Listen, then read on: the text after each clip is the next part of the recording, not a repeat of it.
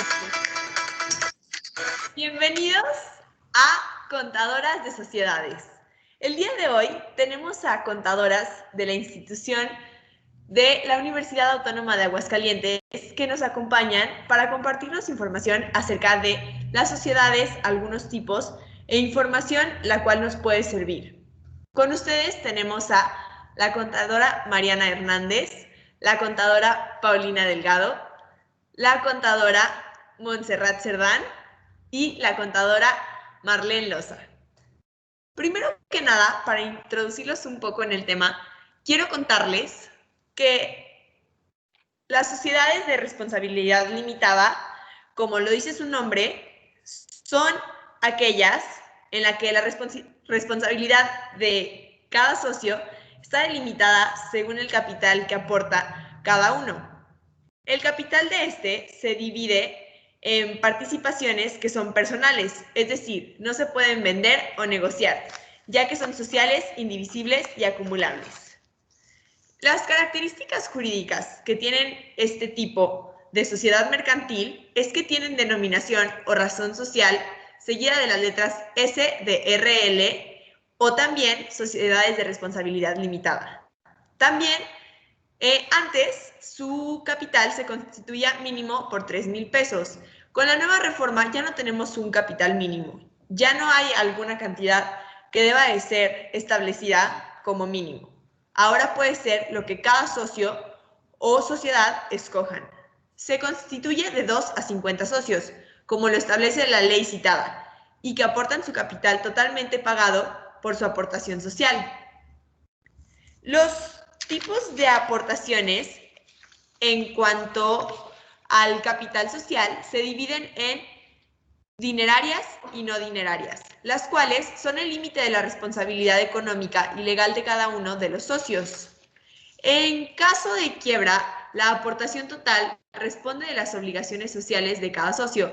A cada aportación, la ley le llama parte social, y que es una suma de dinero que reconoce y ordena el contrato social de dicha sociedad de responsabilidad limitada, garantizando al socio su permanencia en la sociedad, es decir, que este es el seguro de cada socio, su aportación.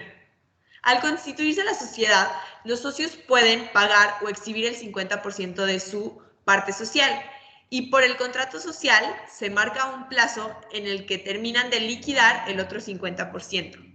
Las cuentas peculiares para registrar el capital en este tipo de sociedad son capital social, que es aquel que recoge el capital escriturado, salvo cuando atendido a las características económicas de la emisión, deba contabilizarse como pasivo financiero. También tenemos la cuenta de acciones o participaciones emitidas. Esta cuenta recoge el capital social y, en su caso, prima de emisión o asunción de acciones o participaciones con naturaleza de patrimonio neto emitidas y pendientes de suscripción. Por otra parte, tenemos el capital emitido pendiente de inscripción, que esta cuenta recoge capital social y, en su caso, prima de emisión o asunción de acciones o participaciones con naturaleza de patrimonio neto emitidos y pendientes de inscripción en el registro mercantil. Por último, están los bancos e instituciones de crédito, que es la cuenta corriente. Esta recogerá los saldos a favor de la empresa en cuentas corrientes a la vista y de ahorro de disponibilidad inmediata en bancos e instituciones de crédito situadas en el extranjero, por ejemplo. A continuación, nuestra invitada especial, la contadora Mariana Hernández, nos hablará sobre las aportaciones suplementarias.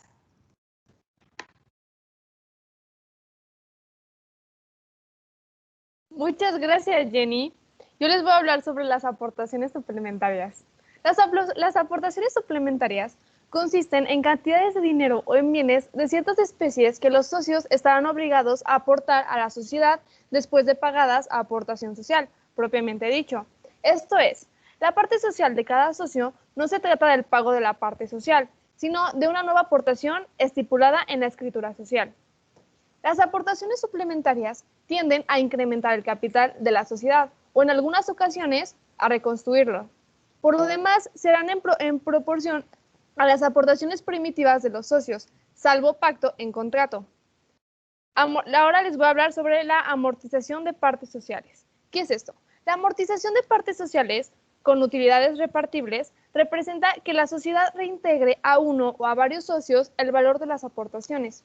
Al socio o socios a quienes se le haya devuelto su aportación quedarán desligados de la sociedad, que se les pueden otorgar certificados de goce o permiten seguir disfrutando de las ventajas de la sociedad, pero sin perjuicio de las partes no amortizadas.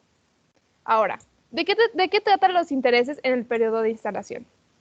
Los intereses en el periodo de instalación en el contrato social podrá estipularse que los socios tendrán derecho a percibir intereses no mayores del 9% anual sobre sus aportaciones, aun cuando no hubiera beneficios, pero solamente por el periodo de tiempo necesario para la ejecución de los trabajos que según el objeto de la sociedad deban proceder al comienzo de sus operaciones, sin que en ningún caso dicho periodo exceda de 3 años.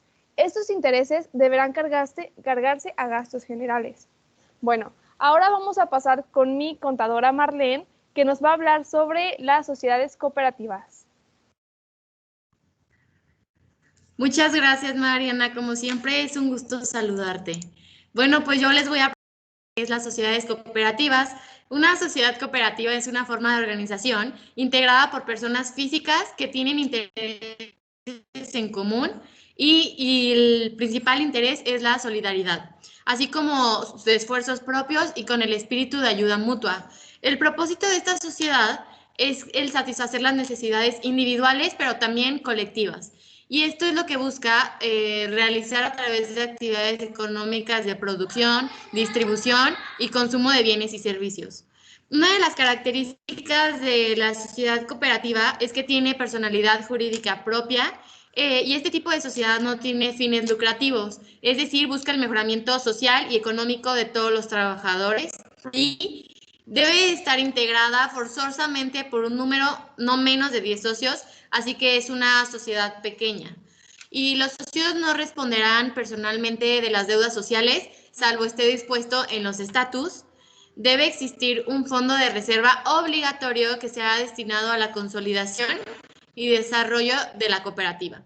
El capital es variable y funciona bajo principios de igualdad de derechos y obligaciones de los socios.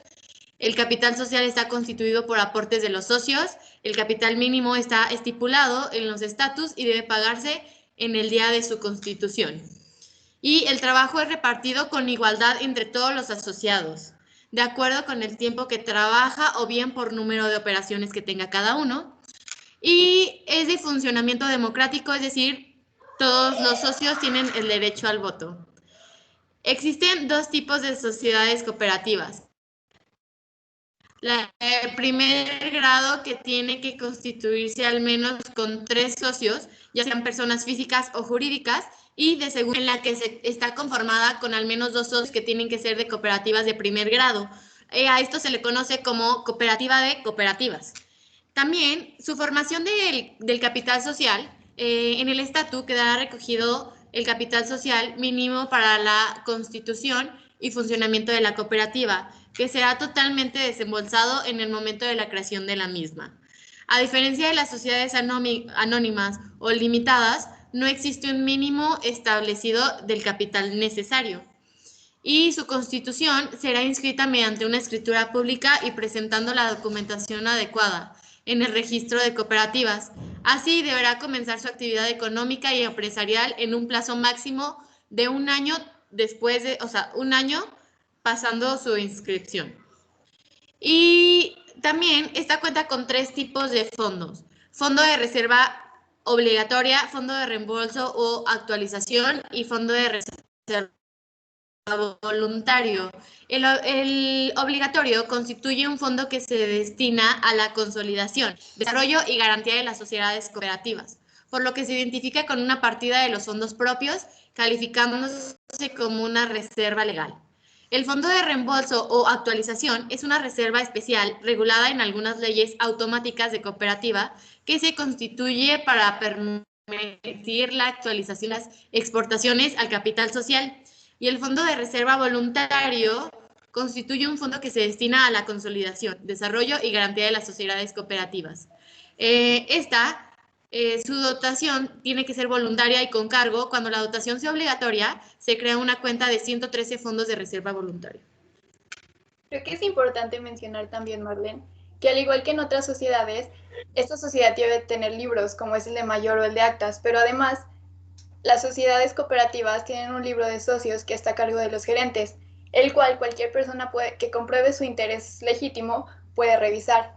En este se deben registrar los nombres, domicilio y aportaciones de cada socio. Así es, muchísimas gracias, Mariana, por tu aportación. Y a continuación pasaremos con la contadora María Cerdán, la cual nos contará un poco acerca de la asociación en participación. Gracias. Muchas gracias por darme este momento para hablarles un poco de la asociación en participación. Una asociación en participación se define como una reunión transitoria, que sí que es más o menos permanente, de dos o más individuos en el cual tienen un fin lícito que no sea económicamente preponderado.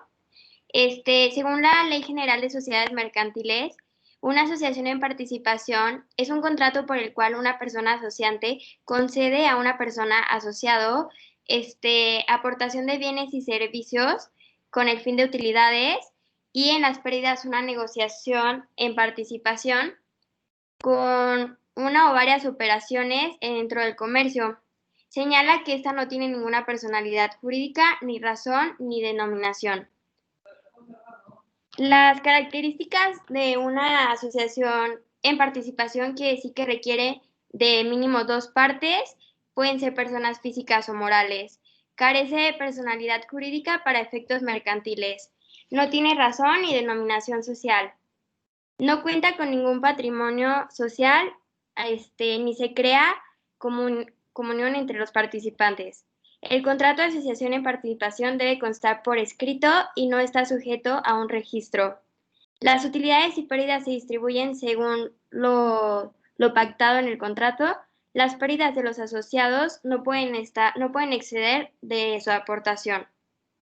Un ejemplo de una asociación en participación es cuando una persona necesita capital para su empresa y no lo tiene. Entonces ya otra persona, un asociante, y le ofrece capital a cambio de utilidades, pero esta persona no va a ejercer ninguna participación en la empresa como tal.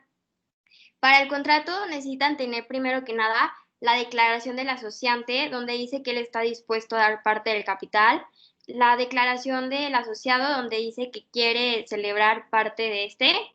Después serían las aportaciones, lo que está dando cada uno para la asociación en participación, la administración de sus recursos, el objeto y las obligaciones a las que tiene el asociante y el asociado, y las notificaciones, y ya para terminar el contrato deben de firmar ambas partes. Y bueno, ahora me gustaría que la contadora Paulina Delgado nos hablara sobre las asociaciones civiles. Muchas gracias.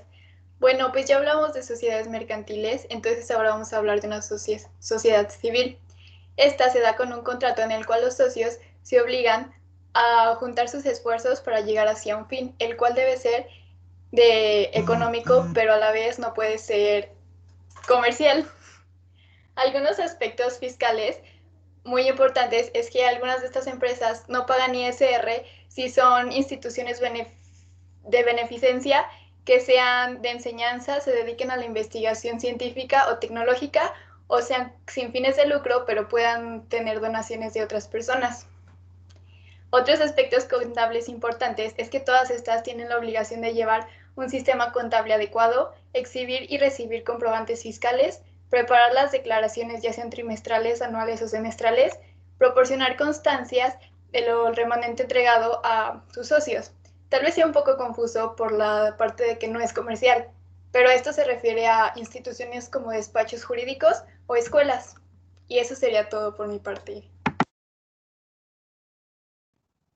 Muchas gracias, contadoras. Toda la información que compartieron con nosotros, estoy segura que será de suma importancia para el público que nos está viendo. Les doy las gracias por acompañarnos el día de hoy y aportar esta información tan importante para todos. Muchas gracias y a los espectadores también les agradezco. Nos vemos en el siguiente capítulo de Contadoras de Sociedades.